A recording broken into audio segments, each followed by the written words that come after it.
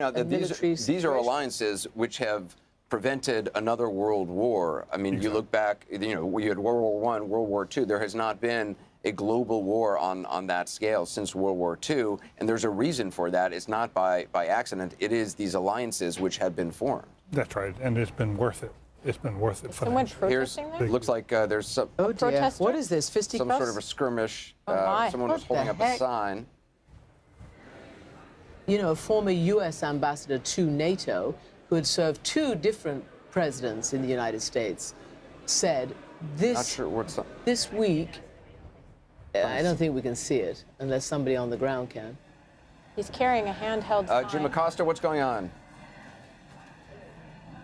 Yeah, a reporter is being forcibly removed from this room right now. A man who identified himself with being The Nation, a progressive publication. I'm not sure if that is accurate. He was actually with that organization, but that's how he represented himself to security officials. They initially asked him to step out of the room, which he did peacefully. They brought him back in to get his stuff, and he said that the reason why I'm being removed, talking about himself, obviously, is that he had a sign, and then he held up a sign that talked about the nuclear test ban treaty.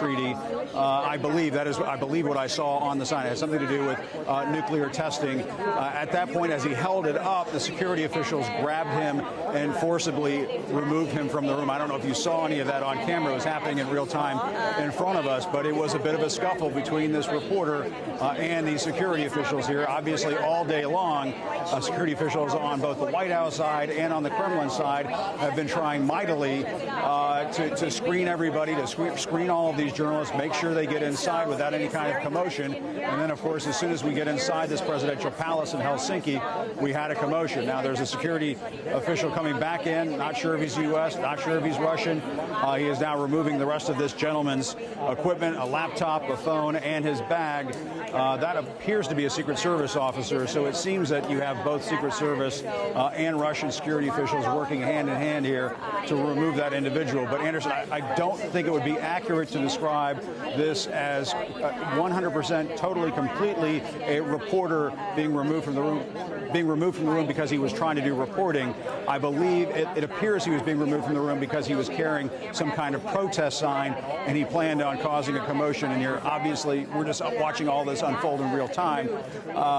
We obviously need to get more information about all of this, but it appears that is exactly what took place here. This man, either who is a journalist or was posing as a journalist, had planned on holding up a sign during this press conference, and so now he has been removed from this room quite forcibly. I mean, this was not somebody who was willing to go on his own volition, Anderson.